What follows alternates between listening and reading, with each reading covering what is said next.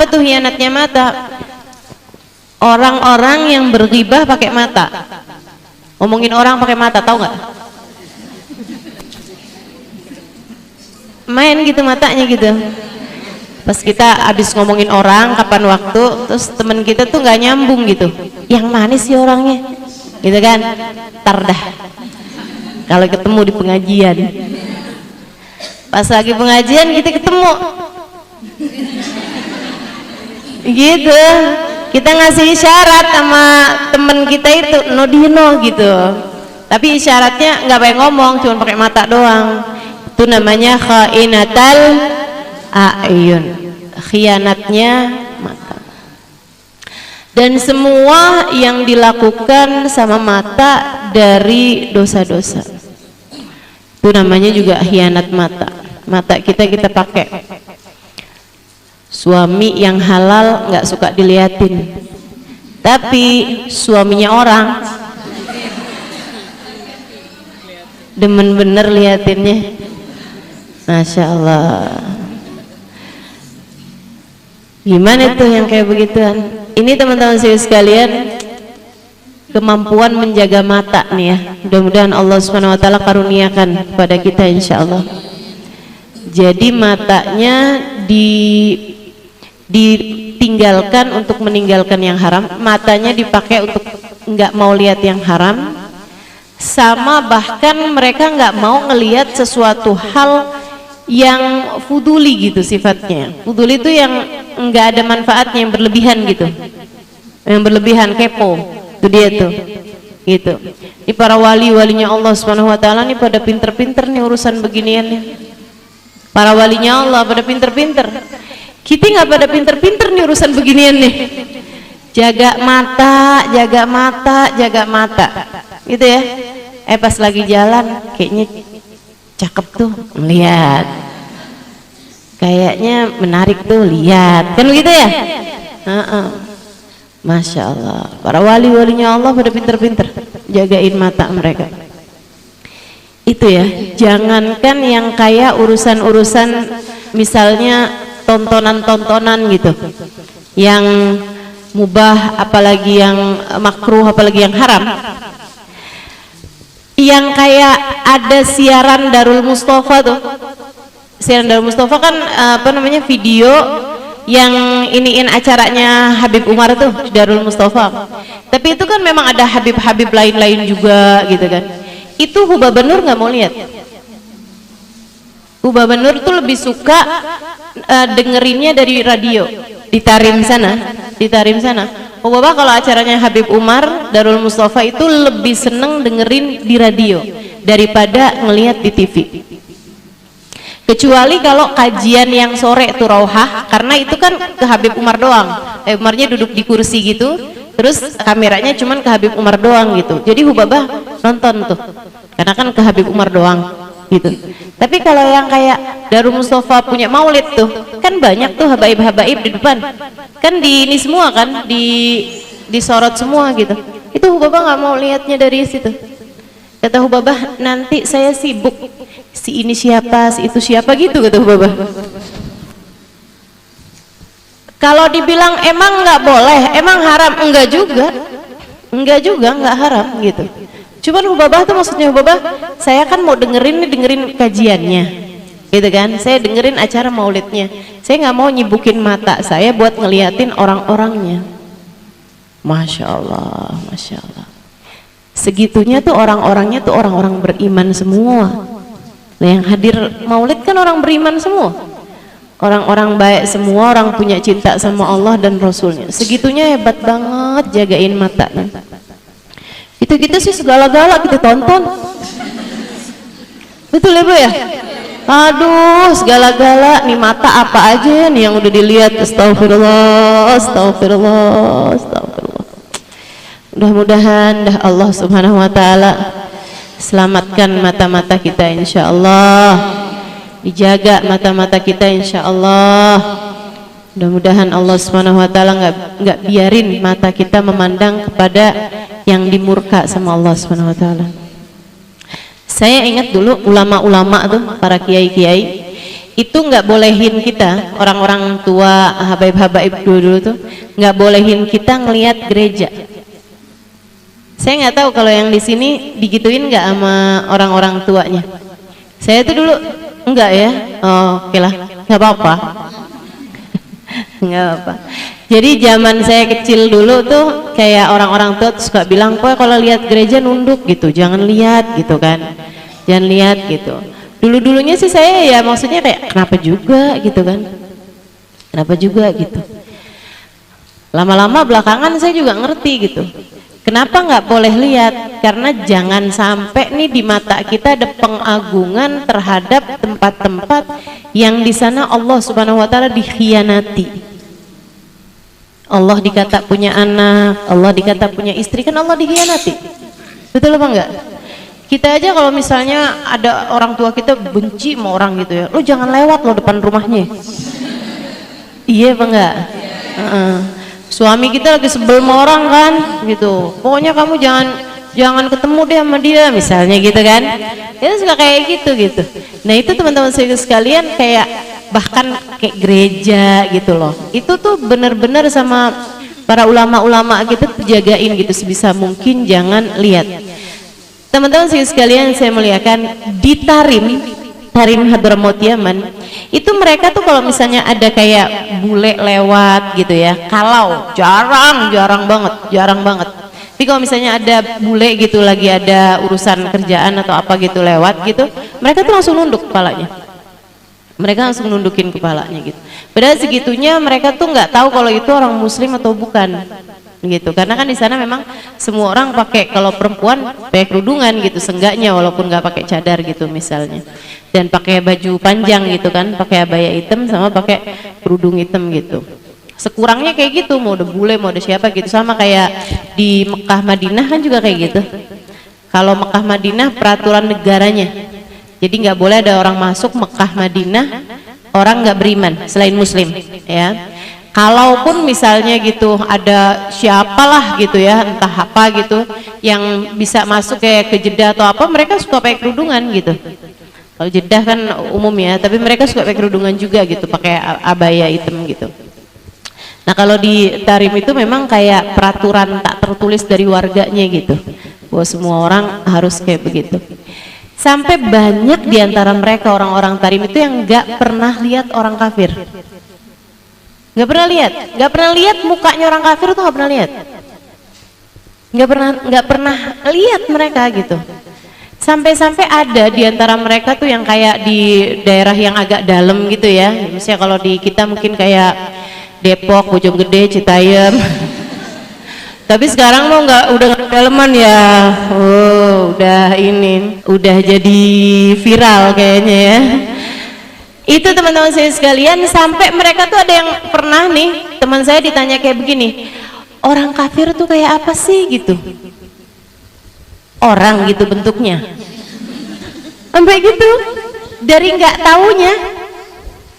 taunya orang kafir tuh kayak gimana gitu, apa punya buntut gitu ya, maksudnya mereka tuh nggak tahu gitu bentuknya tuh kayak apaan, kata dari nggak pernah lihatnya. Jadi seumur hidup tuh yang mereka lihat adalah orang-orang yang beriman kepada Allah, orang-orang yang punya takwa kepada Allah. Masya Allah, terjaga teman-teman kehidupannya. Nah itu kalau yang kayak Hubabah Nur gitu ya, itu bukannya memang kondisinya yang terjaga, tapi beliaunya yang ingin menjaga diri gitu. Beliaunya yang ingin menjaga diri. Jadi kalau misalnya kayak di jalan apa segala macam, nunduk aja beliau, nggak mau ngelihat. Misalnya kalau kayak ke bandara kemana gitu kan, banyak ketemu orang-orang yang kayak gitu. Sampai pernah saya satu waktu jalan sama Hubabah, terus ada perempuan nyapu gitu di bandara, kayak petugas cleaning service-nya gitu kan. Terus kata Hubabah gini, Halimah, kasihan banget ya, nggak pakai kerudung. Saya bilang, belum tentu muslim juga Hubabah. Ini kan belum tentu muslim ya, masa saya mau bilangin gitu, Mbak pakai kerudungan Mbak, gitu kan, bingung juga gitu loh. Terus kata Hubabah gini, kamu bilangin ke Halimah, siapa tahu gitu. Aduh ini repot bener dah. Masya Allah. Tapi sih karena disuruh sama guru, Pokoknya saya tuh urusannya kalau disuruh sama guru tuh nggak ada pikiran dalam pikiran saya untuk yang ada pilihan saya kerjain apa nggak kerjain gitu. Nggak ada, kerjain nggak ya, cari alasan nggak ya, enggak. Udah disuruh ya udah disuruh gitu. Jadi saya samperin, saya ajakin ngobrol. Kerja di sini udah lama mbak ini mbak gitu kan. Terus akhirnya saya bilang itu, mbak muslim mbak, iya muslim. Mbak itu tuh yang duduk di sana tuh mbak guru saya mbak, saya bilang itu orangnya mustajab doanya, baik hatinya gitu. Dia pesan sama mbak untuk pakai jilbab gitu kan, untuk pakai penutup aurat biar kita hidupnya di akhirat bisa lebih bahagia gitu. Kamu kalau kepengen apa-apa doa atau apa boleh tuh mbak minta sama beliau gitu. Saya nggak tahu akhirnya kayak gimana juga teman-teman, dan nggak inget juga muka dia kayak gimana. Cuman saya ngelihatnya orang-orang yang seperti Hubabah Nur gitu ya, para ulama-ulama itu pandangannya selalu memandang dengan pandangan rahmat terhadap siapapun. Jadi ngelihat perempuan nyapu di bandara dan beliau kira itu adalah muslimah gitu kan, beliau ngerasa kayak yang orang ini juga harus selamat nih di akhiratnya, orang ini harus bahagia nih di akhiratnya gitu. Itu yang selalu jadi bahan pikiran beliau gitu hari-hari. Jadi kalau misalnya melewat di Indonesia gitu kan, ngelihat ada orang-orang banyak yang nggak pakai jilbab, yang beliau pikirin ya itu, ya Allah selamatin mereka semua, ya Allah selamatin mereka semua. Dan saya nggak bisa ngomongin apa-apa sama mereka, maafin saya ya Allah gitu. Jadi setiap kali ada kesempatan untuk bisa nasehatin mereka gitu, ya dinasehatin sama beliau gitu. Dan itu juga Habib Umar seperti itu, sampai pernah ada satu pramugari itu yang taubat gitu di ininya Habib Umar, bisa Habib Umar bilangin suruh pakai kerudung begini begitu segala macam. Dia kemudian jadi masya Allah gitu, jadi perempuan yang masya Allah gitu kan, sesudah dinasihati sama beliau gitu. Nah itu para ulama-ulama kita tuh seperti itu teman-teman sekalian, orang-orang soleh-solehah tuh kayak begitu gitu ya. Kalau kita kan enggak, kita ngelihat orang gitu ya pakai baju terbuka gitu, pikiran kamu kayak gimana coba? Hah? Pikiran kamu kayak gimana? Atau nggak mikir? Atau bodoh amat? Bodoh amat kali ya, gitu ya, bodoh amat gitu. Atau bahkan ada yang kayak begini nih, godain laki orang tuh, nyinyir, ya Allah, ya Allah. Iya betul. Sekurangnya didoain kan begitu ya. Nah ini kemampuan menjaga mata. Mudah-mudahan Allah karuniakan pada kita insya Allah. Mudah-mudahan Allah karuniakan pada mata kita insya Allah. Amin ya Rabbal Alamin. Ngelihat siapapun, bahkan kepada pelaku dosa sekalipun, hati kita dipenuhi dengan rahmat. Bilangnya gini, ya Allah berikanlah hidayah kepadaku dan kepadanya. Berikanlah hidayah ya Allah kepadaku dan kepadanya. Gitu, berikanlah hidayah ya Allah kepadaku dan kepadanya. Kita juga masih perlu banyak hidayah kok gitu. Iya betul, dalam masalah kita menutup aurat kita lebih baik daripada dia, betul. Bagaimanapun memang harus diakui seperti itu kan begitu ya. Kamu ngelihat cewek gitu terbuka pakaiannya, pahanya kemana-mana, dadanya kemana-mana gitu, masa kamu merasa bahwa pakaian dia lebih bagus daripada pakaian kita? Kalau kayak gitu tuh udah nggak tersisa iman teman-teman. Kalau kamu sampai bilang kayak begini nih, ih enaknya jadi orang kafir ya, gitu ya, enaknya jadi orang non muslim gitu, boleh tuh pakai baju kayak begitu gitu, itu udah nggak tersisa iman. Hati-hati tuh yang kayak beginian, hati-hati. Allah tuh pencemburu teman-teman. Kalau kamu ngelihat dan atau bahkan berpikir atau bahkan menyangka bahwa ada ajaran lain lebih mulia, lebih enak, lebih menyenangkan daripada ajaran Islam, Allah cabut. Sebab Allah pencemburu. Allah itu mencemburu. Kamu menyangka ada orang lebih mulia daripada Nabi Muhammad, hati-hati. La ilaha illallah Muhammad Rasulullahmu dicabut. Gitu. Ada ajaran lebih indah daripada Islam, hati-hati. Takutnya dicabut gitu. Dan teman-teman udah sering tuh saya ceritain. Orang yang dikuburin di India tapi pas dilihat jenazahnya kan udah nggak ada di situ. Pindahnya ke Ma'la Hajun, ya, dekat kuburannya Sayyidah Khadijah, gitu kan. Yang ditemuin di situ laki-laki jenggotan orang Mekah.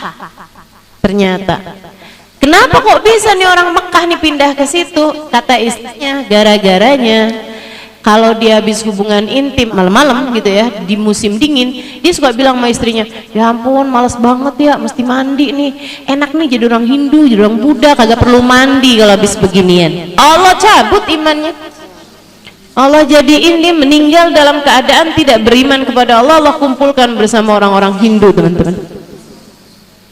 Hati-hati, hati-hati.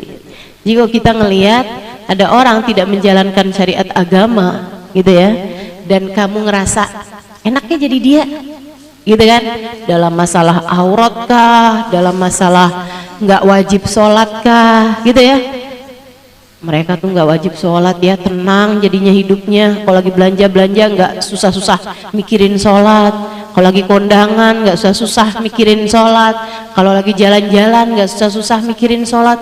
Kita ini jadi orang Islam nih mesti mikirin sholat.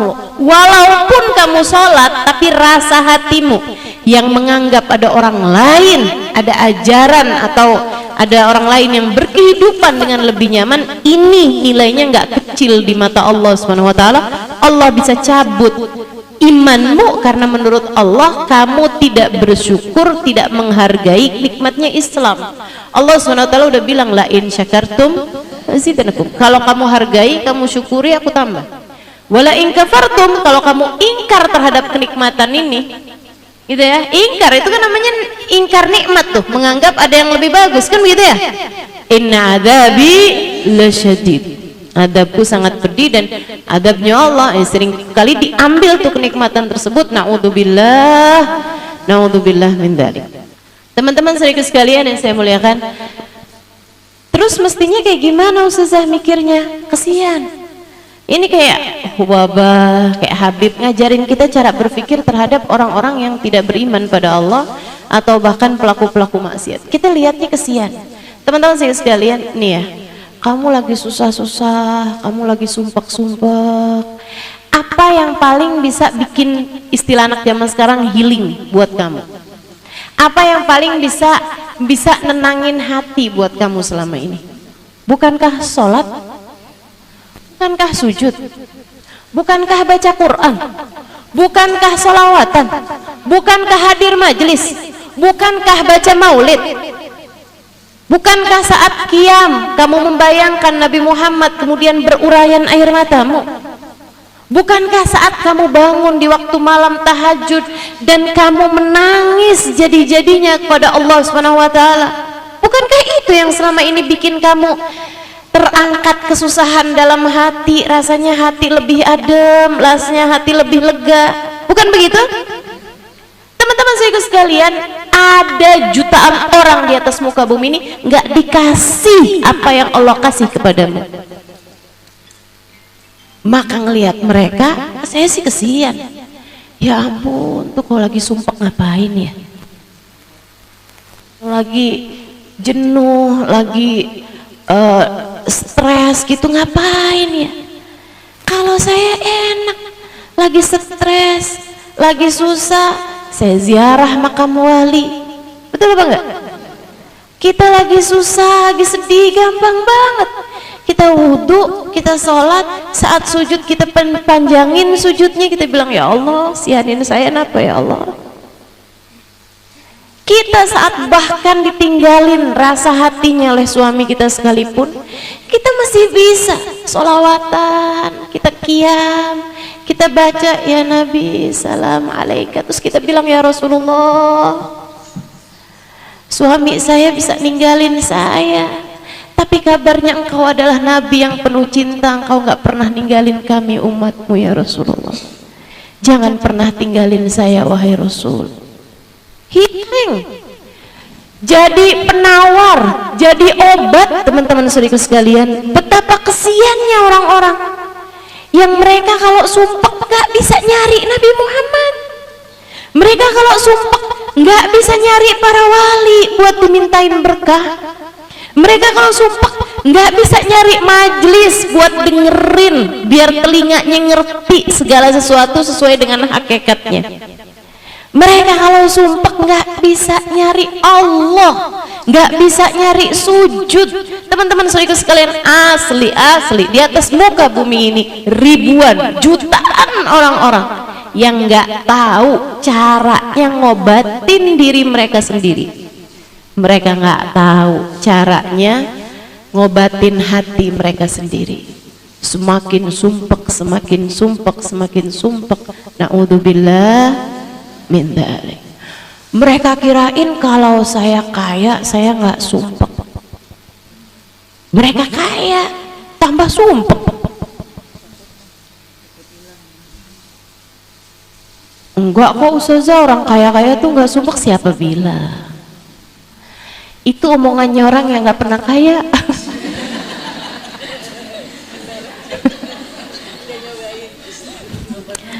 Nggak pernah tahu sih kamu. Makanya nggak tahu gitu kan. Masya Allah. Emang Ustaz udah tahu? Udah.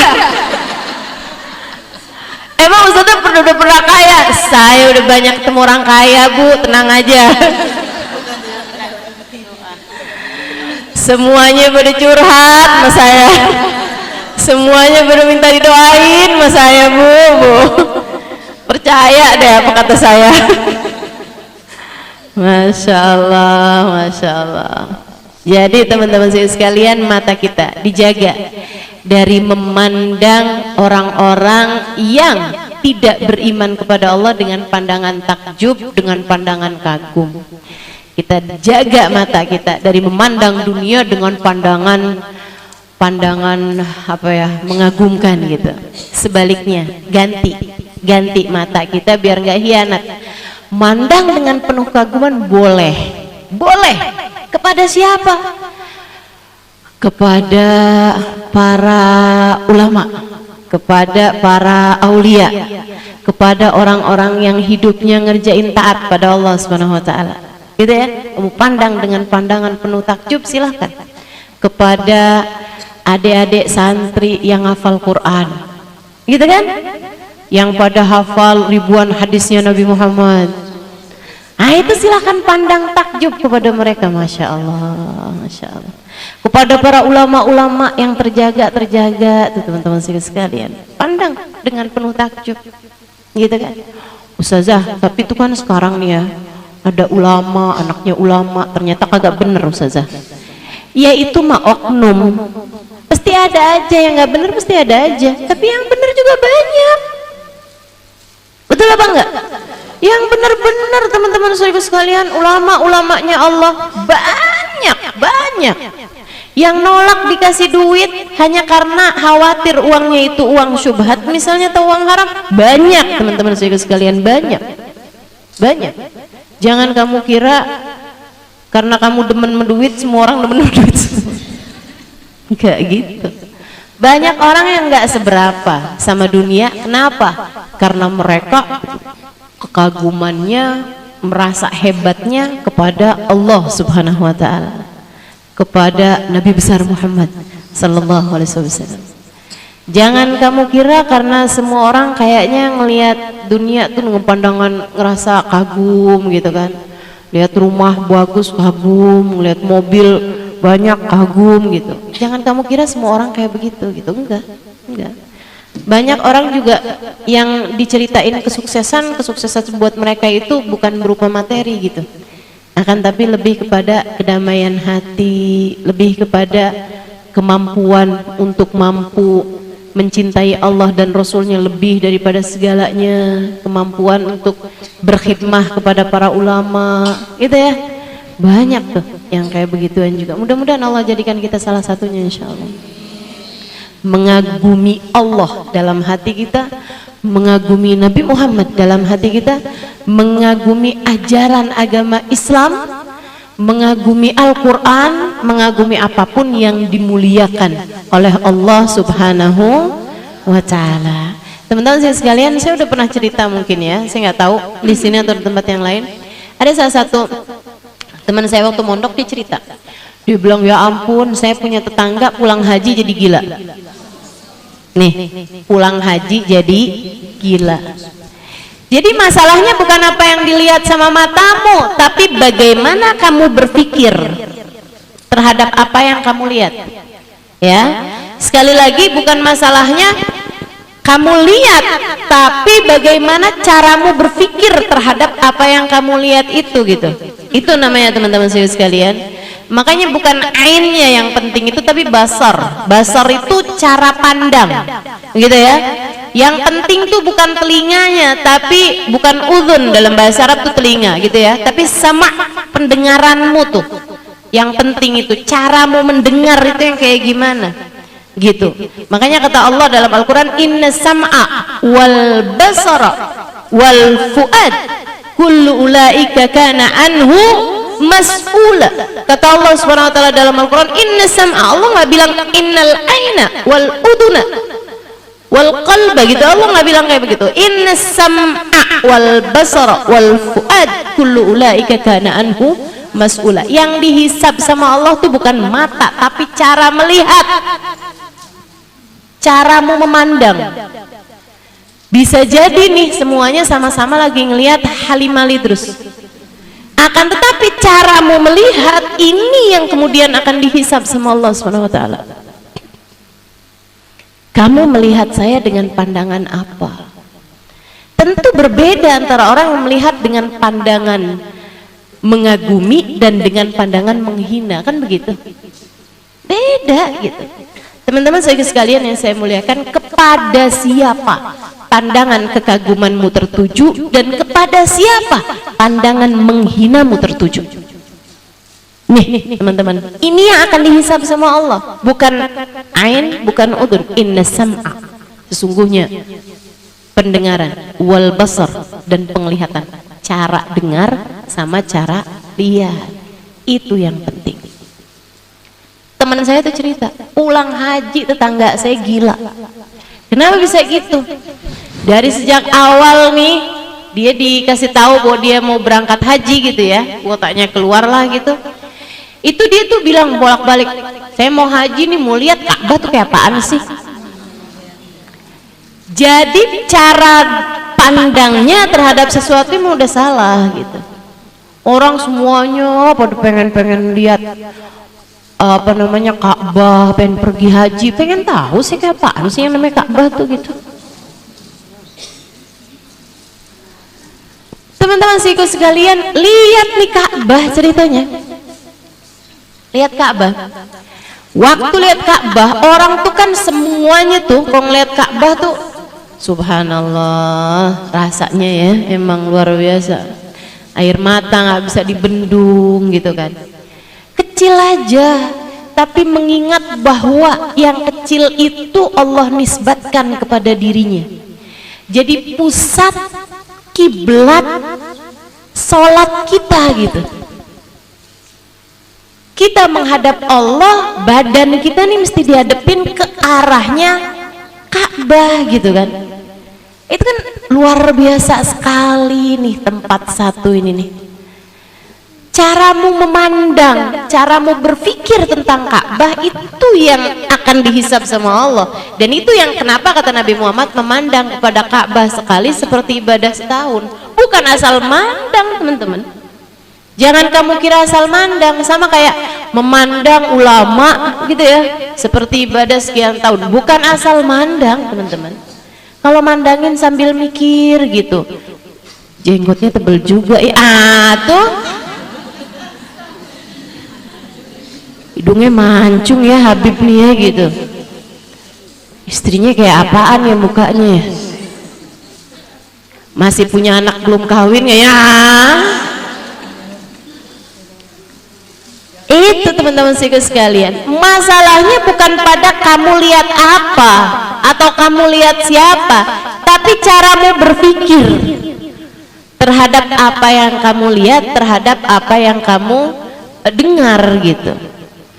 Sehingga sekalian saya muliakan, habis itu dia beneran ngeliat Ka'bah nih, orang semuanya langsung ada yang sujud syukur, nangis, langsung doa gitu kan di depan Ka'bah gitu, loh semuanya kayak gitu. Dia ngeliatnya kayak gini, oh gini doang yang namanya Ka'bah, gini doang yang namanya Ka'bah. Sampai dengan pulang ke rumahnya, nggak ada yang dia omongin selain gitu doang yang namanya Ka'bah. Ka'bah lo ngono tok gitu katanya, bahasa Jawa gitu. Ka'bah tuh ternyata begitu doang katanya gitu.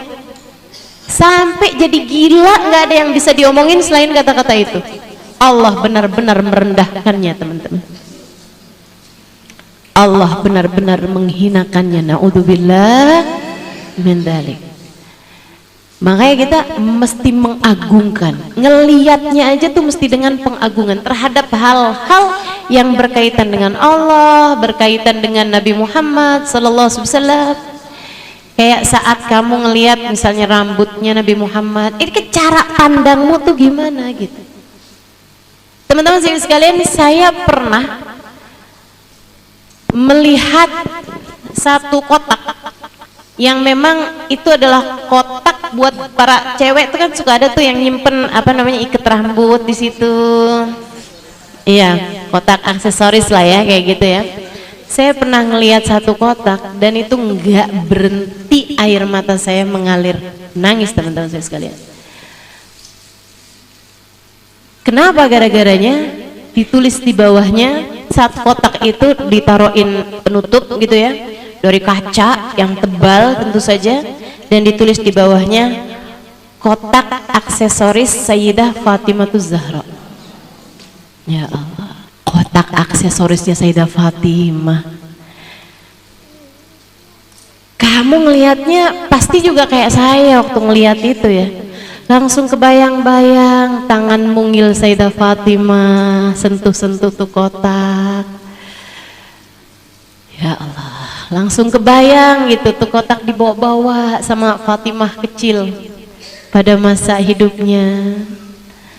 Kebayang langsung, ya Allah, Fatimah, Sayyidah Fatimah bintun Nabi sallallahu alaihi wasallam, bid'atul Mustafa, bagiannya Nabi Muhammad, separuhnya Nabi Muhammad. Fatimah bid'atun minni, kata Nabi Muhammad, Fatimah adalah separuh aku. Masya Allah, Masya Allah. Itu teman-teman saya sekalian, jadi masalahnya bukan pada apa yang kamu lihat, tapi caramu memandang. Abu Yazid Al-Bistami, siapa tuh? Mujaddid Qarnutsani. Ada ulama namanya Abu Yazid Al-Bistami, mungkin kamu jarang dengar namanya ya, tapi ini adalah salah satu dari ulama-ulama besar dunia. Sesudah Sayyidina Umar bin Abdul Aziz, Nabi Muhammad bilang kayak begini nih, likul rikornin mujaddid, setiap 100 tahun agama Islam nih sama Allah dikasih mujaddid, pembaharunya umat ya, pembaharunya umat. Umat zaman sekarang siapa nih pembaharunya? Wallahu a'lam, banyak yang bilang Habib Umar bin Hafid, karena gejolak dakwah yang ditimbulkan oleh Habib Umar bin Hafid di negeri kita aja berasa banget ya. Kalau ibu-ibu 20-30 tahun yang lalu mau pergi ngaji palingan cuman ke Kuitang, ibu ya? Ya kan begitu ya? Pengajian khusus perempuan mungkin nggak ada 30 tahun, 40 tahun lalu. Teman-teman sekalian saya muliakan, tapi kan majelis-majelis yang sampai dihadiri anak-anak muda, ketemu nggak lagi zaman dulu? Nggak ada. Nih ibu-ibu mulai ngaji-ngaji nih pas udah, ya maksudnya berapa tahun terakhir ini palingan? Sejak ada Ustaz ya? Teman-teman sekalian saya muliakan, nah ini kan yang banyak merubah dakwah ini adalah Habib Umar bin Hafid dan murid-muridnya Habib Umar bin Hafid, gitu kan ya?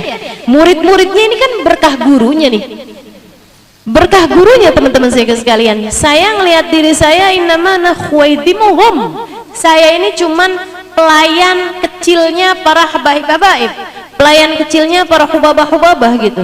Saya bukan hubabah Halimah, gitu kan ya? Saya cuman Ustazah Halimah. Emang beda tuh ustazah tingkatannya, ya beda lah gitu. Kalau hubabah tuh kita panggil tuh untuk perempuan-perempuan yang memang udah Masya Allah gitu ya, secara ibadah, secara doanya mustajab, kedekatan dengan Allah Subhanahu wa taala gitu. Dan saya belum sampai gitu. Tapi kalau ustazah doang mah, anak-anak kita di sekolahin TK manggil gurunya siapa? Ustazah, ya kan? Makanya saya sih nggak apa-apa panggil ustazah. Anggaplah saya guru TK. Teman-teman saya sekalian yang saya muliakan, jadi ustazah bilangin kita murid TK nih. Ya kalau boleh begitu. Enggak lah ya, ini udah SD lah ini. Teman-teman saya sekalian, kembali lagi kepada Abu Yazid Al-Bistami. Nah, Abu Yazid Al-Bistami ini mujaddid. Jadi mujaddid seperti yang tadi saya sampaikan ya. Zaman sekarang nih banyak yang bilang Habib Umar bin Hafid, banyak juga yang bilang yang kemarin meninggal, Habib Abu Bakar Masyhur. Ya, teman-teman sekalian, Abu Bakar Adni bin Ali Masyhur. Beliau itu juga seorang mufakir ya, seorang pemikir yang memang banyak mengubah. Jadi kayak semacam ngupgrade ajaran agama Islam gitu. Ilmunya bukan keyakinannya ya, tapi ilmunya, dengan ada namanya fiqhul muhawalat.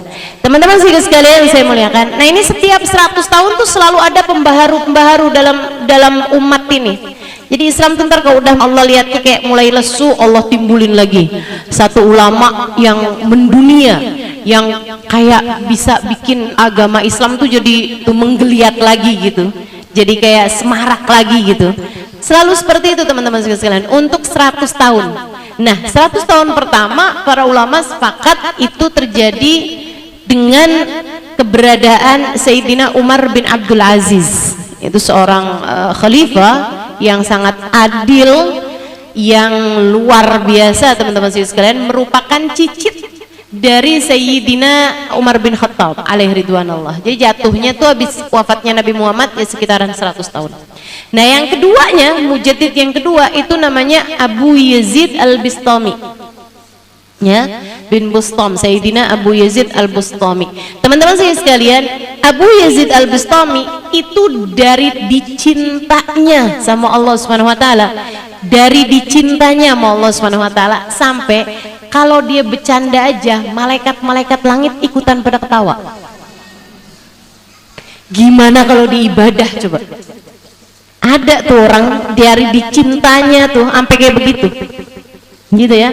Jadi nggak heran kalau ada, saya berkali-kali membaca cerita tentang Nabi Muhammad tuh kalau lagi nangis itu malaikat di atas langit ikutan nangis semua teman-teman, ikutan nangis semuanya gitu. Itu terjadi kepada baginda kita Nabi besar Muhammad gitu kan.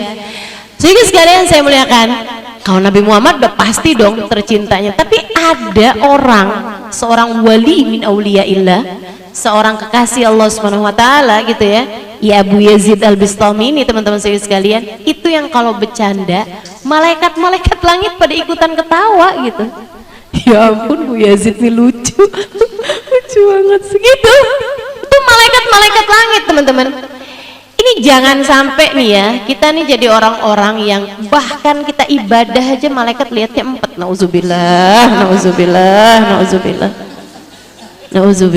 Nauzubillah. Bayangin ya, ada orang nih badannya lagi sholat, hatinya penuh dengan kebencian, hatinya ngomongin orang, hatinya ngata-ngatain orang. Tuh kira-kira malaikat ngelihatnya empat apa enggak empat kira-kira? Empat tuh teman-teman. Ini orang lagi sholat tapi lagi bikin dosa dengan hatinya. Hatinya lagi ngata-ngatain orang. Bahkan orang yang dikata-katain nih kadang-kadang yang paling dekat sama dia suaminya. Lu sambil sholat ya, emang dasar nih orang, nauzubillah, jahat banget sih ya jadi orang ya. Udah tuh, ya ampun, kamu ngadep Allah pakai badan kamu tapi hati kamu lagi bikin dosa. Menurutmu malaikat memandangmu dengan pandangan penuh kasih sayang atau memandangmu dengan pandangan penuh kemarahan? Kemarahan. Kita udah bisa bayangin gitu. Nah tuh teman-teman saya sekalian, Abu Yazid dari dicintanya sama Allah Subhanahu wa taala, jangankan ibadahnya, yang udah pasti malaikat-malaikat senang liatnya. Dia lagi bercanda aja malaikat tuh ikutan ketawa-ketawa teman-teman. Nah Abu Yazid ini pernah bilang, tentang kedekatannya pada Allah Subhanahu wa taala. Ya, Abu Yazid bilang, "Man nadhar ila wajhi aw nadhar ila man nadhar ila wajhi dakhala al-jannah." Siapa yang ngelihat saya atau ngelihat orang yang ngelihat muka saya, aku jaminkan dia masuk surga. Tuh Abu Yazid. Karomahnya Abu Yazid, karomah itu kemuliaan yang Allah berikan kepada Abu Yazid. Allah sampai nggak mau orang yang pernah ngelihat Abu Yazid masuk neraka. Gitu, ngelihat sekali mukanya Abu Yazid itu cukup buat jadi jaminan keselamatan orang masuk surga. Bahkan bukan ngelihat Abu Yazid aja teman-teman saya sekalian, ngelihat orang yang ngelihat mukanya Abu Yazid, gitu ya. Kita nggak ketemu nih sama dia nih, gitu misalnya, tapi kita ketemu orang yang ketemu sama dia gitu, itu aja udah bisa masuk surga teman-teman. Dan itu Abu Yazid yang ngomong, Abu Yazid yang ngomong, man ra'a wajhi aw ra'a man ra'a ila wajhi dakhala al-jannah. Siapa yang pernah melihat wajahku atau melihat orang yang pernah melihat wajahku bakalan masuk surga. Ucapannya Abu Yazid nih, ya selalu kan ada kontroversi kan, nggak mungkin jadi orang yang selalu disepakati sama semua orang dong. Iya kan ya, jangankan kayak Abu Yazid, sama Nabi Muhammad aja orang gak sepakat. Yang sama-sama muslim aja ada yang bilang Nabi Muhammad manusia biasa, udah gak usah terlalu berlebih-lebihan, gak usah hadirin maulid, gak usah baca sholawat, kalian berlebih-lebihan sama Nabi Muhammad. Muslim, la ilaha illallah Muhammad Rasulullah. Ada kok yang gak sepakat tuh sama Nabi Muhammad, apalagi sama Abu Yazid. Nah yang gak demen sama Abu Yazid, nggak selalu orang kafir, ya sama kayak yang nggak demen sama Nabi Muhammad, nggak selalu orang kafir ya kan. Ngakunya bahkan paling muslim, jenggotnya paling panjang, kerudungannya paling lebar, betul, sarungnya paling cingkrang, kurang jelas lagi apalagi nih ya. Oh, dahinya paling hitam, ngerasanya paling Islam, tapi nggak demen sama Nabi Muhammad. Ini aneh. Teman-teman sekalian yang saya muliakan, Abu Yazid, ada orang-orang yang nggak senang sama Abu Yazid, wali min auliyaillah. Teman-teman, Abu Yazid ya maksud saya, wali min auliyaillah. Ada yang nggak demen sama dia. Yang nggak demen nih ngomong kayak begini nih, Abu Yazid parah banget dah. Masa dia ngomong yang lihat wajah saya bakalan masuk surga? Nabi Muhammad nggak kayak gitu. Nabi itu Abu Lahab ngelihat mukanya Nabi masuk neraka. Umayyah bin Khalaf ngelihat mukanya Nabi masuk neraka. Abu Jahal ngelihat mukanya Nabi masuk neraka. Abu Yazid bilang siapa yang ngelihat muka saya, ngelihat mukanya orang yang ngelihat muka saya pasti masuk surga. Abu Yazid parah nih. Gak bener nih Abu Yazid nih, sesat nih Abu Yazid. Teman-teman saya sekalian, tapi orang-orang yang ngerti Abu Yazid siapa dan ngerti juga Nabi Muhammad siapa, mereka jawabin. Katanya mereka yang paham urusan nih, paham ngerti siapa Allah, ngerti siapa Rasulullah, ngerti siapa Abu Yazid pada zaman itu, pada jawabin, Abu Yazid bener kok, omongan Abu Yazid bener. Siapa yang lihat Abu Yazid atau melihat orang yang melihat Abu Yazid bakalan masuk surga. Tapi masalahnya bukan pada apa yang dilihat, cara lihatnya. Dia bilang Nabi Muhammad juga, siapa yang melihat Nabi Muhammad atau ngelihat orang yang ngelihat Nabi Muhammad atau bahkan ngelihat orang yang ngelihat kepada Nabi Muhammad pasti bakalan masuk surga. Lah, Abu Jahal nggak masuk surga, Umayyah nggak masuk surga, Abu Lahab nggak masuk surga. Yang mereka lihat bukan Nabi Muhammad. Innama ra'au yatim Abi Talib, innama ra'au yatim Abi Talib. Yang mereka lihat cuman anak yatim yang diasuh sama Abu Talib. Jadi kalau ngelihat Nabi Muhammad sebagai anak yatimnya Abu Talib, ya nggak bakalan bawa kamu kemana-mana. Ya kan gitu ya? Sama kayak kalau teman-teman ngelihat Habib Umar sebagai suaminya Hubaban Nur, ya nggak akan bawa kamu kemana-mana. Betul apa enggak? Oh ini nih lakinya Hubaban Nur, ya nggak akan kemana kemana-mana teman-teman, gak akan bawa kamu kemana-mana. Makanya saya kalau ada orang-orang soleh-solehah datang kemari, para wali-wali datang kemari, saya ajarin cara lihatnya. Kemarin saya sampaikan tuh, kalau teman-teman dengerin saya, itu kalau dengerin ya, saya nggak nyalain kalau ada yang nggak dengerin, mungkin ngantuk. Teman-teman saya sekalian, kalau kita ngelihat orang-orang soleh, ya apalagi Abu Yazid, apalagi Nabi Muhammad tentu saja gitu ya. Kita lihat nih kayak yang sekarang hadir, Hubabah Syarifah bintil Habib Muhammad bin Abdullah Al-Haddad. Teman-teman saya sekalian, hafizah Al-Quran 30 juz dari sejak muda. Dari zaman muda beliau sudah hafal Al-Quran 30 juz. Dan beliau memahami sama tafsir-tafsirnya. Kayak apa coba? Itu aja udah bisa bikin kamu ngelihat Hubabah Syarifah kan bukan sebagai adiknya Hubabah Nur aja. Ini itu ya. Kalau kamu ngelihat Hubabah Syarifah, oh ini dia, ini adiknya Hubabah Nur. Kan lain dengan kamu lihatnya sebagai hafizah, ngerti sama tafsirnya Al-Quran 30 juz. Kamu ngafalin juz 30 aja kagak hafal-hafal. Jangan sok-sokan deh ya. Kadang-kadang kalau lagi ngantuk baca kuliah aja nggak kelar-kelar. Lakum dinukum waliyadini nggak ketemu-ketemu tuh. Ada yang pernah begitu? Saya pernah kayak gitu. Pernah tuh saya kayak gitu, ya ampun, nggak tahu lagi ngantuk, nggak tahu lagi capek, nggak tahu lagi dua-duanya. Ya Allah, ini baca kuliah kok kayak nggak kelar-kelar ya. Kuliah ayyuhal kafirun, la a'budu ma ta'budun, wa la antum a'biduna ma a'bud, wa la ana a'budu ma abadtum, wa la antum a'biduna ma a'bud, wa la ana a'budu ma abadtum, wa la antum a'biduna ma. Kok nggak kelar-kelar ya? Ini mana sih, ini lakum dinukum waliyadin ya. Astagfirullah, astagfirullah. Bener-bener dah. Terkadang-kadang baca itu tuh, Watini wa zaitun turisini nuhadal baladil amin khalaqnal insana fi ahsani taqwim thumma radadnahu asfala safilin ilal ladina amanu wa amilus solihati wa tawassaw bil haqqi wa tawassaw. Astagfirullah, astagfirullah. Iya sih, kebolak-balik ya ampun, Masya Allah.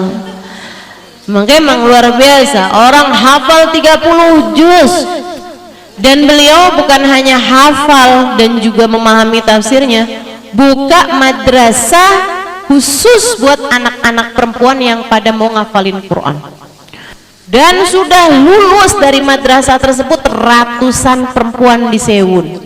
Kebayang gak surganya tuh tingkatnya yang mana? Terus kamu bayangin surga kamu tuh yang mana? Masya Allah, Masya Allah. Tuh orang manfaatnya luar biasa teman-teman dalam mengagungkan Al-Quran. Orang dengan hubungan yang sangat intim dengan Al-Quran, kan begitu? Maka kamu sambil mandang, ya Allah, jadikan kami ahli Quran sepertinya. Ya Allah, deketin hubungan kami sama Al-Quran seperti Engkau telah mendekatkan dirinya dengan Al-Quran. Ya Allah, kalau nggak saya sekurangnya anak saya. Ini doa orang putus asa. Gitu ya. Doanya ibu-ibu yang tiap hari ngerutin harganya bawang berapa, cabai rawit berapa sekarang gitu. Itu banyak tuh yang kalau saya ajarin, ya Allah jadikan saya seorang ahli tafsir. Kayak aminnya tuh gini, yang amin. Mudah-mudahan anak kita amin gitu. Cucu kita amin gitu ya. Kayaknya udah yang nggak ada harapan sama diri sendiri gitu. Udah kayaknya udah deh cucu deh gitu. Masya Allah. Ini teman-teman sekalian, jadi cara pandangmu terhadap orang itu yang akan ngaruh gitu. Sama halnya dengan adik-adik tuh, kalau ngeliatin misalnya ada aktor Korea datang, waduh, ada artis Korea datang gitu kan, lihat sambil teriak-teriak sampai ada yang pingsan. Justin Bieber datang, waduh, ya Allah. Sampai anak-anak gadis pada nangis-nangis, semua orang tuanya minta dibeliin tiket. Harganya tiketnya 1 juta. Harga tiket itu 1 juta itu yang paling murah. Iya katanya gitu ya. Masya Allah, Masya Allah. 5 juta, 10 juta pada minta sama orang tuanya minta dibeliin tiket. Ngelihat teriak-teriak, sambil nangis. Terus udah tahu ini ya tuh gitu kan. Tingkahnya anak-anak, astagfirullah, astagfirullah. Kalau pandangan yang seperti itu kamu miliki terhadap para wali-walinya Allah, terhadap para ulama-ulama, selamat kamu bakalannya, selamat. Selamat. Anak-anakmu punya pandangan kayak begitu terhadap para ulama, terhadap para habaib, terhadap para hubabah, selamat, selamat. Selamat bakalannya. Teman-teman, dakhalal jannah pasti. Anakmu umur 9 tahun bisa ngelihat hubabah yang Masya Allah banget ya, mau nangis-nangis gitu dia, pengen minta salaman gitu sama mereka, pengen bisa lihat gitu. Mama saya nggak mau sekolah hari ini, Mas saya pengen lihat hubabah misalnya. Saya bisa jaminkan anak yang seperti ini dakhalal jannah. Nggak usah Abu Yazid, teman-teman saudara sekalian, nggak usah Nabi Muhammad, ketinggian. Anakmu punya cara pandang seperti itu, melihat dengan pandangan kekaguman seperti itu kepada Habib Umar bin Hafid, selamat pasti, selamat pasti. Karena itu sama basar itu yang ngaruh lebih daripada ain, sama lebih ngaruh daripada telinganya itu sendiri gitu. Cara pandangmu terhadap seseorang itu yang akan sangat berpengaruh. Gitu kan, akan sangat berpengaruh gitu. Ngelihat orang yang ngeliatin, ini jilbabnya beli di mana ya, bajunya jahit di mana ya, tasnya harganya berapa ya, ya turun bener sih itu ya pandangan matanya. Mudah-mudahan Allah Subhanahu Wa Taala kasih kepada kita nilai tinggi untuk mata-mata kita, insya Allah. Tahu mana yang harus dikagumi, tahu mana yang harus dihinakan. Amin ya rabbal alamin. Wa ma tukhfis sudur, Allah tahu semua nilai mata-mata kita. Allah tahu semua nilai hianatnya mata, nilai dosa-dosa mata kita. Allah tahu, Allah nilai. Wa ma tukhfis sudur, Allah tahu apa yang ada di dalam hati. Hati kita ini apa yang bicara di sana, dia lagi ngobrolin apa, dia lagi mikirin apa, Allah tahu semuanya.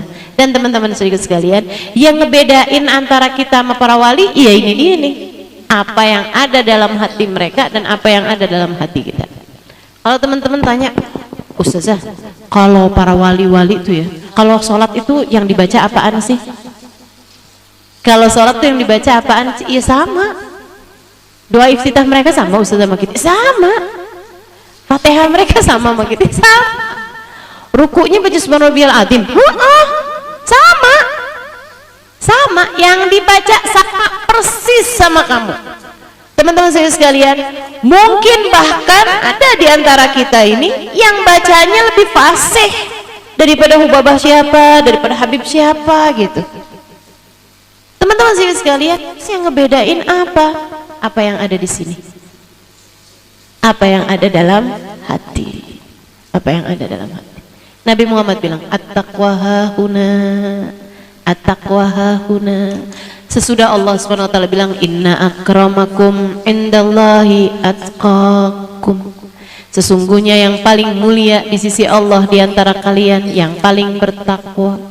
Nabi kasih tahu, takwa itu bukan urusan seberapa banyak kamu sholat duha. Takwa itu bukan seberapa banyak kamu sholat tahajud, seberapa banyak ayat Al-Quran yang kamu baca. Takwa itu bukan hanya seberapa banyak kamu berpuasa, bukan seberapa banyak kamu baca zikir, enggak gitu. Nabi Muhammad ngasih tahu, atau seberapa banyak kamu bersedekah, enggak gitu. At-taqwa hahuna, at-taqwa hahuna. Takwa tuh di sini, kata Nabi. Takwa tuh di sini. Makanya pernah Sayyidina Umar ini orangnya seru nih.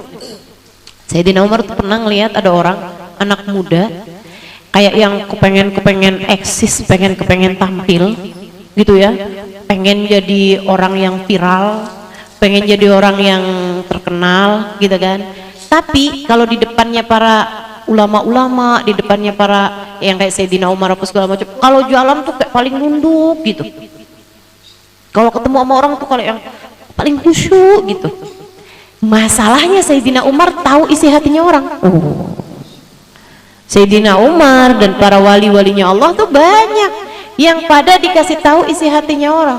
Teman-teman saudara sekalian, itu ya yang kayak Hubabah Nur, kayak Habib Umar, kayak Hubabah Maryam gitu. Yang saya tahu gitu, sering banget tahu isi hatinya orang. Sering banget tahu apa yang terjadi sama orang. Teman-teman saya sekalian, saya pernah kok sama Hubabah Maryam, saya dibisikin gitu sama Hubabah di majelis loh ini. Hubabah ngomong kayak begini, Halimah kamu liatin orang yang ada di sebelah situ yang pakai kerudungan itu. Iya Hubabah, tanyain ada apa sama dia. Maksudnya dia itu terjadi ada apa gitu.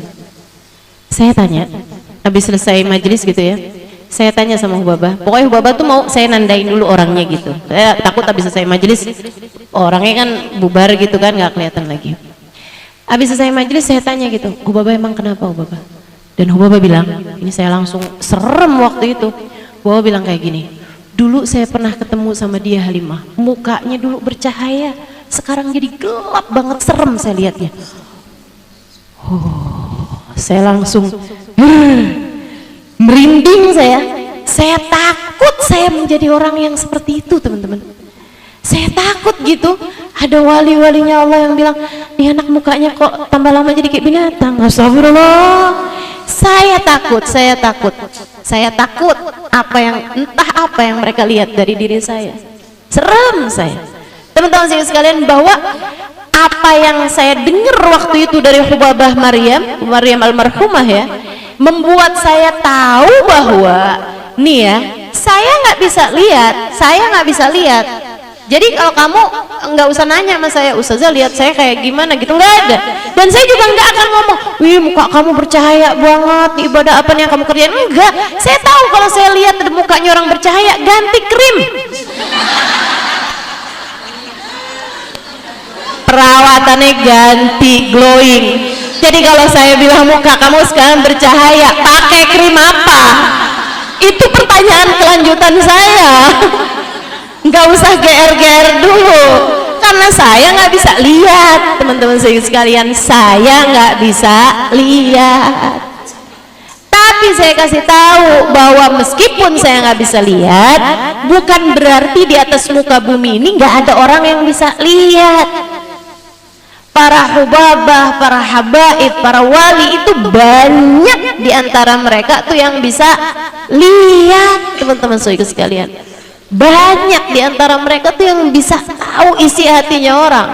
Jadi nggak usah terima kayak Sayyidina Umar bin Khattab, kayak Sayyidina Ali bin Abi Thalib, Sayyidina Uthman bin Affan, Sayyidina Abu Bakar As-Siddiq, sahabat-sahabat besarnya Nabi Muhammad. Nggak usah yang kayak mereka. Ini para orang-orang yang sempat saya temuin aja, banyak di antara mereka tuh yang kayak begituan. Hubabah Umairah, oh itu tajamnya luar biasa teman-teman. Hubabah Umairah Al-Haddar, namanya Hubabah Rugayyah binti Umar Al-Haddar, kesayangan bapaknya sampai namanya dia diganti dengan Umairah. Orang menyebutnya Umairah, Umar perempuan kecil. Kan bapaknya namanya Umar. Di sana tuh kalau orang kesayangan bapaknya gitu dipanggil dengan nama bapaknya tapi dikecilin. Kalau dia laki-laki, kalau dia perempuan dikecilin dan diperempuanin gitu.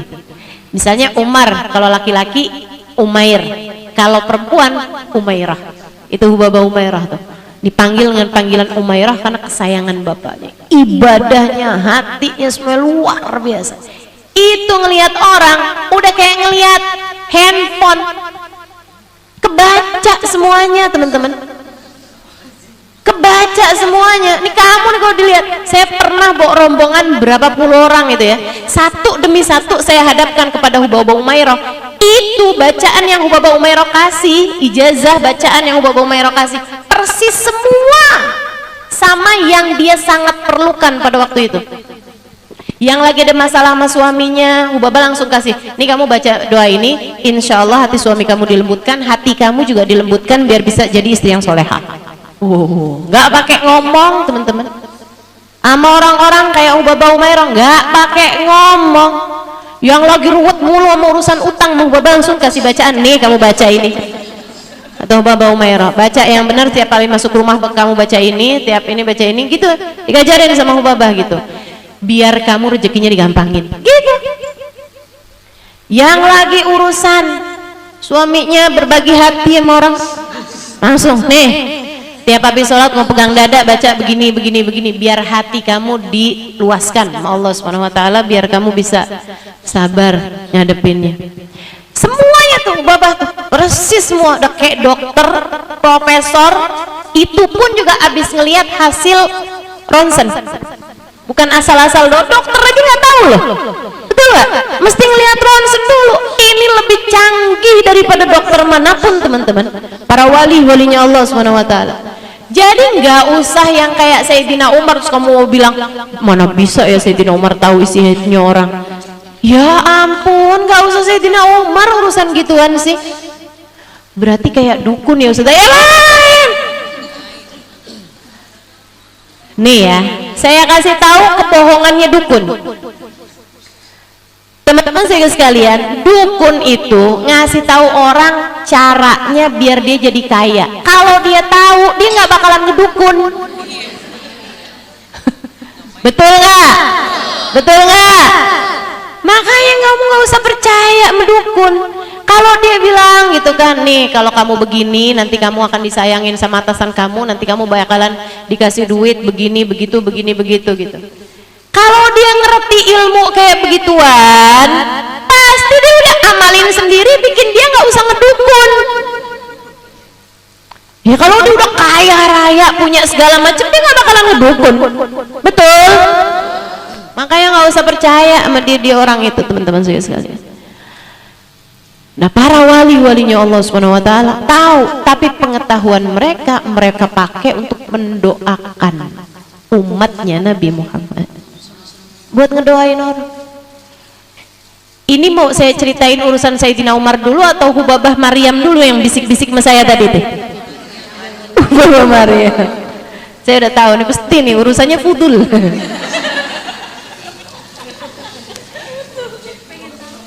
Itu teman-teman. Jadi saya takut banget tuh kan. Ya Allah, Hubabah nih apa nih yang dilihat? Hubabah Maryam udah meninggal. Hubabah Maryam bintul Habib Muhammad bin Abdullah Al-Haddar, istrinya Habib Zain bin Smith, sudah meninggal dunia ya. Teman-teman baca Bidadari Bumi 2, saya ceritakan bagaimana saya bisa hadir di waktu Hubabah Maryam meninggal dunia, karena waktu itu saya memang sedang ada di Mekah. Jadi saya bisa datang tuh ke rumahnya. Beliau meninggal di Madinah. Saya waktu itu ada di Mekah, udah ketemu sama beliau di Madinah, terus saya datang ke Mekah. Pas lagi saya di Mekah hari terakhir saya, itu Hubabah Maryam meninggal dunia. Jadi saya berangkat dari Mekah ke Madinah untuk bertakziah dan ikut mensolati beliau. Teman-teman sekalian saya muliakan. Dan yang saya mau ceritain ini ya, Hubabah Maryam tuh bisikan sama saya. Halimah tuh orang itu tuh pakai kerudungan warnanya itu. Nah, saya nggak mau sebut warna nih, takut ada yang pakai. Coba kamu cari tahu tuh orang kenapa, kata Hubabah. Saya tanya emang kenapa Hubabah? Dulunya saya pernah ketemu sama dia, mukanya bercahaya.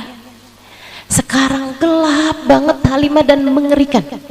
Gelap dan ngeri gitu Hubabah mukanya. Seremin gitu, nyeremin. Dan itu nggak sering-sering sih Hubabah ngomong kayak gitu. Biasanya sih mungkin kayak didoain aja. Cuman ini kayak kebangetan kali ya. Jadi Hubabahnya pengen tahu sebabnya apa gitu. Pas saya lihat, dalam pandangan saya cakep banget. Saya sih pengen tahu, pengen tanya krimnya apa. Perawatannya pakai apa gitu. Nah dalam pandangan saya, maka ibu-ibu kalau saya bilangin urusan-urusan gitu jangan percaya dah. Saya belum bisa lihat. Akhirnya teman-teman sekalian, saya pun cari tahu dari orang yang kira-kira tahu lah gitu ya, kayak yang di kalangan keluarga situ gitu. Saya tanyain, akhirnya saya dapetin jawabannya. Dia bilang, Ustazah, itu tuh sekarang ikut aliran yang ngebenciin sahabat tuh Ustazah. Masuk aliran yang membenci sahabat dan mengatasnamakan cinta kepada ahlul bait. Gitu. Itu mereka tuh kalau tanggal-tanggal 10 nanti nih pada suka bikin acara pukul-pukul dada untuk kayak memperingati hari kematiannya Sayyidina Husain bin Ali bin Abi Thalib. Kita cinta sama Sayyidina Husain, tapi cara kita memperingati nggak kayak gitu modelnya, pukul-pukul dada, teriak-teriak, nggak gitu cara kita. Kita bacain sejarahnya, kita bacain tahlil, kita baca yasin, gitu ya. Kita hal-hal yang seperti itu tuh sangat dianjurkan tentu saja buat kita mengenang perjuangan seorang cucu Nabi Muhammad sallallahu alaihi wasallam. Tapi dengan pukul-pukul dada, apalagi di tempat asalnya ajaran itu ya, di sono di Iran, itu sampai setiap tahun tuh pasti ada korban nyawa teman-teman, sampai mati karena mereka tuh pada pakai inian ya, pakai cambuk, pakai pecut gitu, sampai pada meninggal dunia, darah-darah. Ya Allah, ya Allah. Itu tuh Bu Maryam, begitu saya kasih tahu akhirnya, tahu Bapak pantesan hilang semua cahayanya, mukanya sekarang jadi hitam, jadi ngeri begitu. Saya nggak bisa lihat hitamnya, yang saya lihat sih putih, cantik, glowing gitu kan. Para wali-walinya Allah bisa lihat, makanya hati-hati tuh kalau ketemu yang begituan. Mesti pinter-pinter nyimpen muka dalam tas. Gimana caranya itu ya? Sayyidina Umar bin Khattab, teman-teman saya sekalian, ngelihat nih orang nih, tahu Sayyidina Umar nih pemuda, takwanya itu bukan urusan hatinya, jadi kayak sok-sokan takwa gitu, lain nih ya sama orang sok takwa, kan beda nih. Orang baik bagus, sok baik nggak bagus, betul nggak? Orang kaya ya silakan aja, tapi sok kaya lebih jelek lagi. Orang miskin nggak apa-apa, tapi sok miskin itu juga jelek. Sok miskin maksudnya kayak gimana Ustazah? Suka minta-minta gitu kan, kelihatan paling menderita, paling miskin gitu kan. Itu namanya sok miskin ya. Sok miskin nggak bagus, sok kaya nggak bagus juga gitu. Jadi kayak gimana mendingan? Ya udahlah, sok cantik nggak bagus, sok jelek juga nggak bagus. Kayak yang paling jelek-jelek sendiri gitu ya. Udah, orang jelek kan banyak. Masya Allah. Jadi teman-teman, Sayyidina Umar nih ngelihat orang ini, anak muda ini, waduh, kalau inian tuh kelihatannya kayak yang paling khusyuk gitu, kelihatannya kayak paling khusyuk gitu kan, paling nunduk. Wis, kalau depannya Sayyidina Umar tuh jalan tuh sampai paling nunduk gitu. Tapi tuh hatinya pengen pamer, seneng kalau kelihatan ibadahnya, seneng kalau cuman nunduk kayak kok jalan. Ketemunya sama Sayyidina Umar, diginiin. Apa tuh namanya? Dijenggut ya. Betul nggak? Bahasa sini apa dijenggut? Ditoyor, oke. Boleh. Ditoyor teman-teman sama Sayyidina Umar. Ya Allah, gini Mas Sayyidina. Jadi dia lagi jalan, bayangin gak sih ini momennya nih lucu bener. Ya, Sayyidina Umar lagi jalan, si anak muda ini juga nunduk sama Sayyidina Umar. Sayyidina Umar terus bilang, ya fata at-taqwa hahuna laisa hahuna, at-taqwa hahuna laisa hahuna. Kata Sayyidina Umar, nah, yang namanya takwa letaknya di hati, bukan di dahimu itu, bukan di dahimu. Takwa adanya di hati. Merasa diri bukan sesiapa, merasa diri bahwa Allah lah segalanya. Itu yang namanya takwa, gitu ya. Orang yang pandangannya tuh selalu ke Allah, bukan ke dirinya sendiri, gitu. Masya Allah, masya Allah. Dia ngelihat dirinya nggak ada, yang dilihat Allah Subhanahu Wa Taala. Itu hakikat takwa, teman-teman. Wa ma tukhfis sudur. Itu yang ngebedain hatinya wali sama hatinya kita. Hatinya wali ngelihat Allah aja, hatinya kita ngelihat diri kita aja. Hatinya wali di luar sholat aja kayak lagi ngerasanya di hadapan Allah. Hatinya kita di dalam sholat aja masih kita ngadep kepada diri kita. Saya lagi lapar nih, habis ini mau makan apa ya? Itu kan ngadep sama diri sendiri tuh. Betul apa enggak? Ya Allah, ya Allah, berisik bener sholat kita. Makanya teman-teman sekalian saya muliakan, kita mah sholat aja karena diperintahkan sama Allah. Tapi ngarep masuk surga gara-gara sholat kita, ya ampun jauh banget dah. Jauh banget. Nggak bisa. Jadi kalau ditanya bekal kamu menuju surga apa? Cinta. Bekal saya menuju surga cinta. Teman-teman nanya, Ustazah bekalnya menuju surga apa cinta? Cinta itu kan nggak bisa dibohongin ya. Cinta sama siapa? Cinta sama para wali, cinta sama para ulama, cinta sama para habaib, cinta sama Sayyidah Fatimah, cinta sama Sayyidah Khadijah, cinta sama Sayyidah Aisyah, cinta sama Nabi Muhammad sallallahu alaihi wasallam. Cinta sama guru-guru saya. Masa sih mereka nggak ada yang bisa nyelamatin saya? Pasti dong nyelamatin saya. Cinta sama Nabi Muhammad nggak mungkin dong saya nggak diselamatin sama Nabi Muhammad. Betul apa nggak? Betul apa nggak? Jadi teman-teman jujur-jujuran aja. Banyak kenal sama Nabi Muhammad dari siapa? Dari saya kan. Banyak tahu cerita tentang Nabi Muhammad dari siapa? Dari saya. Segitunya misalnya Nabi Muhammad menyelamatkan teman-teman karena teman-teman sholawatan banyak, cinta juga sama Nabi gitu. Masa Nabi Muhammad nggak nyelamatin saya? Nggak mungkin kan? Pasti banyak yang protes dong. Rasul, saya nih tahu engkau dari dia. Dari Ustazah Halimah, masa Ustazah Halimahnya nggak diselamatin, kesian Rasul. Betul banget. Jadi kalau teman-teman tanya, bekalan saya buat ke akhirat apa? Cinta. Saya nggak punya bekal sholat karena saya lihat sholat saya masih berisik, masih bising, masih rame bener. Saya baru ngerti sholat badan, teman-teman. Sholatnya hati saya belum kenal, belum tahu saya. Hati yang dari awal sholat sampai akhir sholat nggak inget apa-apa selain Allah, saya belum tahu. Saya baru bisa cerita. Teman-teman saudaraku sekalian yang saya muliakan, tapi mereka ini yang sholatnya khusyuk sampai ke dalam hati, saya udah kenal sama mereka.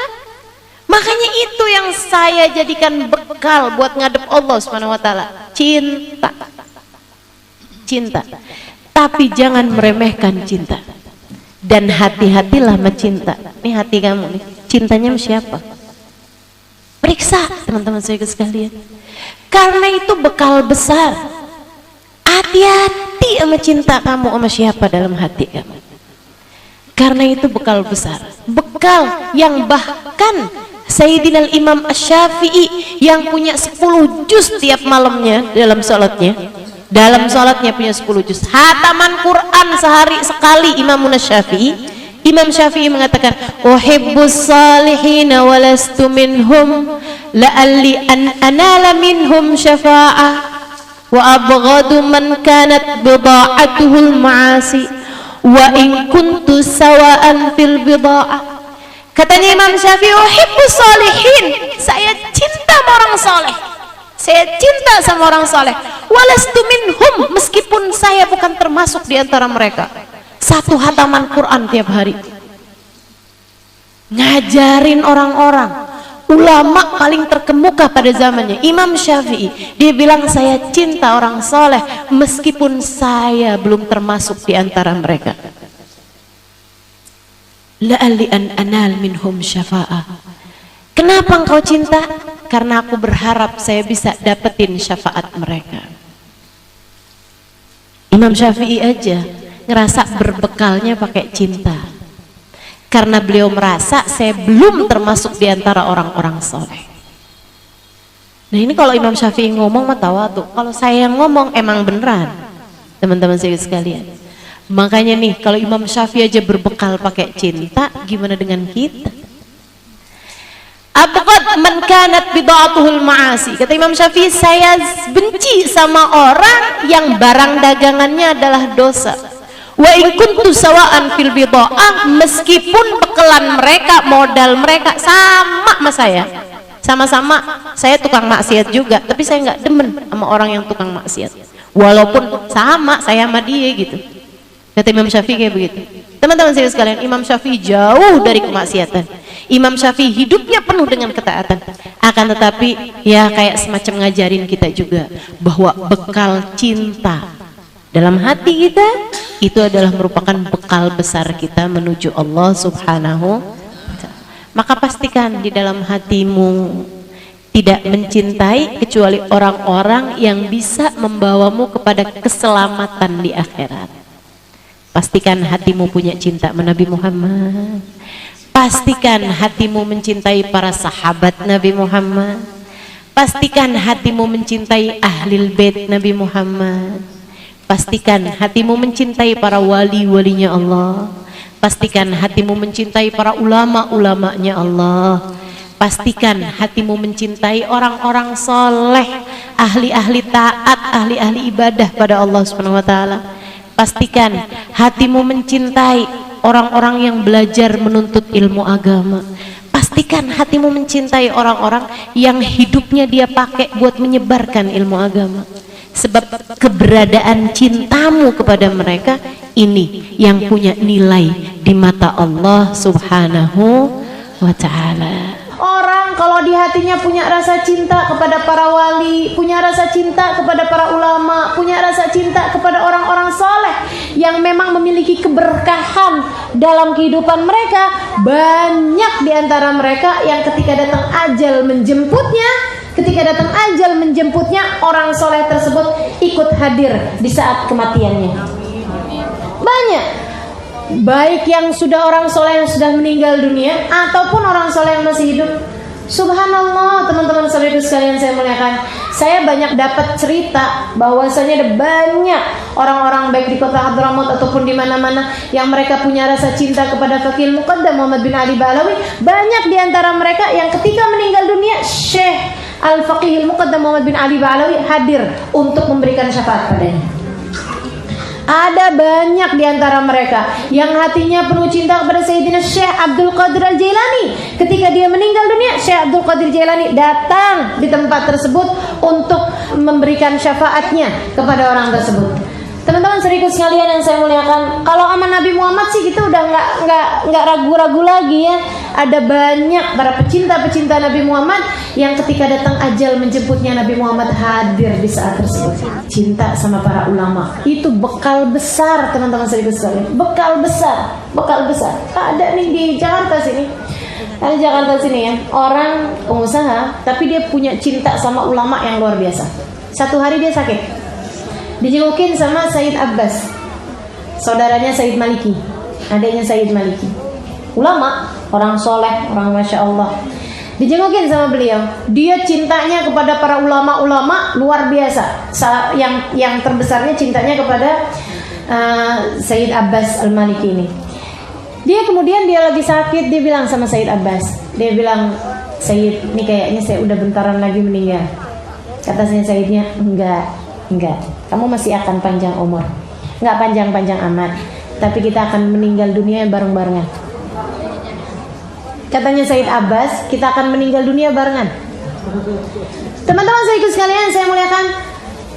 Dia bilang, gitu ya Sayyid, kalau gitu yuk kita adain maksudnya semacam perjanjian gitu. Kita mau meninggal dunia barengan. Ini ulama-ulama tuh kalau yang besar-besar kayak gitu tuh bisa bikin perjanjian kematian. Ya Allah. Saya kenal, makanya saya tahu cerita ini gitu ya. Akhirnya kemudian teman-teman saya sekalian yang saya muliakan, satu hari dia sakit, kemudian dia sempat tidur, nggak sembuh gitu, nggak sembuh. Dia juga nunggu sampai satu hari beliau dengar Sayyid Abbas meninggal dunia. Itu Sayyid Abbas meninggal dunia nggak pakai sakit, nggak pakai apa aja, langsung meninggal gitu. Teman-teman sekalian, begitu dia dengar Sayyid Abbas meninggal dunia, dia langsung kumpulin anak-anaknya. Semua keluarganya dikumpulin, dia kasih wasiat, dia ini dia itu. Abah habis ini meninggal dunia nih nak. Habis ini ayah meninggal dunia, nggak lama lagi ayah meninggal dunia. Kenapa gitu ya? Kata anak-anaknya, karena ayah udah janjian sama Sayyid Abbas. Teman-teman sekalian, nggak 3 hari atau berapa hari gitu? Dari nggak sampai seminggu dari Sayyid Abbas meninggal dunia, beliau meninggal dunia. Itu tiap hari kerjaannya, kapan nih ya? Ini Sayyid Abbas kenapa nggak datang nih, katanya gitu. Nggak nyampe seminggu kemudian meninggal dunia. Masya Allah, Masya Allah. Itu orang kalau cinta sama orang-orang soleh, cinta sama para guru-guru yang Masya Allah, bisa kayak begitu teman-teman saya sekalian. Waktu Habib Hasan Asy-Syatiri ini yang kalau yang udah meninggal dunia malah hal yang sangat memungkinkan ya. Yang masih hidup nih orangnya nih, maksudnya belakangan ini dan orangnya masih hidup. Dulu Habib Hasan Asy-Syatiri itu punya khadim yang khidmah sama beliau dari zaman muda. Khadimnya Habib Hasan. Pokoknya dia ngurusin Habib Hasan, nyuciin baju, nyuciin piring, ini itu segala macem semua deh urusan Habib Hasan dia yang kerjain. Khadimnya Habib Hasan. Nggak pernah mau dibayar. Sama Habib Hasan nggak mau. Udah Bib, nggak Bib, mana nggak mau Bib, mana pahalaannya dari mana Bib? Kalau antum bayaran nggak mau Bib. Yang ada anak mau ngasih Bib sama Bib, nggak mau Bib. Pokoknya gitu terus. Sampai akhirnya udah bertahun-tahun, ya dapat rezekinya dari arah yang lain. Allah Maha Pemberi rezeki. Sampai udah dapat bertahun-tahun dipanggil sama Habib Hasan Syatri. Ente ini, ana ini udah ente khidmahin udah berapa puluh tahun. Sekarang ana mau nanya, apa yang ente mau? Ana mau doain, mau mintain sama Allah apa yang ente mau? Ya Allah Bib, ana udah tungguin Habib nanya kayak begini dari kapan tahu Bib? Dia bilang gitu. Udah nungguin nih saya nih, kapan Habib nanya kayak begini, saya tahu pasti akan datang waktunya. Salmi, kayak Nabi Muhammad ya, terhadap orang yang khidmah menabi kan Nabi begitu, salmi. La ya Rasulullah, ba'da ma yarzaqani Allahul iman wa an yaj'alani sahabatik ma uridu syai'an. Dia bilang, enggak Rasul, abis Allah karuniakan iman dan saya jadi salah satu sahabatmu, saya enggak pengen apapun. Kata Nabi Muhammad, la salni. La budda ya Rasulullah, la budda anta salni. Akhirnya kemudian diminta gitu kan, uridu murafaqatak fil jannah. Sahabat Nabi Muhammad alaihissalam. Nah ini dia bilang, ya Allah Bib, aneh udah tahu Habib pasti bakalan nanya satu hari. Jadi saya udah siapin jawabannya. Katanya Habib Hasan, apa? Kamu mau apa dari saya? Dia bilang, saya kepengen seperti mana Allah anugerahkan kepada saya kebersamaan sama Habib di dunia, saya pengen bareng-barengan sama Habib dimanapun saja berada. Katanya Habib, insya Allah kamu bareng-barengan sama saya di akhirat. Enggak cuma akhirat Bib, di kubur juga. Insya Allah kamu bareng-barengan sama saya di kubur. Enggak hanya di kubur Bib, mati juga Bib. Habib mati saya mati, barengan gitu maksudnya. Ya, dah Bib. Fatihah baca. Jadi itu perjanjiannya, jadi itu. Teman-teman sekalian, Habib Hasan meninggal dunia. Jadi di saat Habib Hasan meninggal dunia, dia begitu Habib Hasan meninggal nih, yang lain-lain sedih gini gitu, digirang, dibilang abis ini ana juga gitu. Ini ya orang-orang ya, kasih Allah Subhanahu wa taala nih, Masya Allah teman-teman sekalian. Dia senang dan dia siap-siap tiap hari sholat awal waktu, asal adzan ini aja dia langsung sholat begini begitu segala macam gitu. Ditungguin sama dia sehari, 2 hari, kagak datang. Hari ketiga dia udah nggak tahan, dipanggil anaknya. Dia bilang, nak, tolong dong ziarah ke makamnya Habib Hasan Syatiri. Kamu baca doa ziarah, terus kamu bilang sama Habib Hasan, Bib, Abah kirim salam, mana janjinya? Abah kirim salam, mana janjinya Bib, ditungguin. Emang janji apa Bah? Udah kamu gak usah banyak nanya. Pergi dia ziarah. Pulang ziarah kok rumahnya rame. Masuk rumah, dia bilang kenapa? Ternyata ayahnya meninggal dunia. Ini teman-teman sekalian, kecintaan kita kepada para ulama, kecintaan kita kepada para orang soleh, nggak ada yang sia-sia. Almar'u ma'aman ahab, orang akan dikumpulkan dengan yang dia cinta. Makanya pastiin hatimu tuh punya rasa cinta, ngefans, mengidolakan sama siapa, itu pastikan. Anak-anak kita juga pastikan mereka mengidolakan itu orang-orang yang bisa kamu pegangin di hari akhirat. bisa kamu pegangin untuk saat sakaratul maut, karena itu adalah saat terhuyung-huyung teman-teman, saat fitnah, saat angin kenceng luar biasa. Kalau nggak punya pegangan yang kuat, nah tuh susah mau bisa bertahan. Ini para kekasih-kasih Allah ini, para aulia Allah ini salah satu dari hablullah, talinya Allah SWT yang Allah maksud, wa'tasimu bihablillahi jami'an, berpegang teguhlah kalian dengan talinya Allah SWT. Mereka tali-tali Allah yang menyampaikan kita kepada Allah. Kalau nggak karena mereka, kita nggak kenal Allah. Kalau nggak karena mereka, kita nggak bisa nyampe kepada Allah SWT. Maka pastiin kalau mau ada dikiran yang kamu baca, pastikan dikirannya para ulama-ulama yang sudah kita tahu dikirannya siapa. Boleh dikirannya Sayyidina Syekh Abu Bakar bin Salim, Allahumma ya'adim sultan ya gadimana ya. Boleh baca solawat yang ada di Nuruz Zahra, tempatnya Ustazah Khadijah. Itu kan solawatnya jelas punyanya siapa. Ini punyanya Al-Junaid, ini punyanya Imam Al-Haddad, ini punyanya Habib siapa gitu. Kalau ada yang kita baca dari dikiran Wirdul Latif pagi hari, Ratib Haddad, Ratib Atas, jelas itu tuh namanya tali yang bisa nyampein kita ke mereka, dibarengi dengan rasa cinta kita kepada mereka. Tiap kali habis baca Fatihain. Teman-teman sedikit sekalian saya muliakan, kekasih-kasih Allah. Di Jakarta ada Habib Husain bin Abu Bakar Ali Drus Luar Batang, diziarahin. Ada Habib Muhsin Alatas Empang Bogor, ziarahin. Ada yang di Kalibata, ada yang di Al-Hawi, ada yang di Cikini, kan gitu ya. Diziarahin. Itu adalah tali-talinya Allah yang kita berharap kalau kita meninggal dunia, entah siapa di antara mereka yang akan datang mensyafaati kita insyaallah. Nahnul kiram, katanya Sayyidina Syekh Bakar bin Salim, faman atana qasidan nala sa'adah indama yalqana. Kami adalah orang-orang dermawan.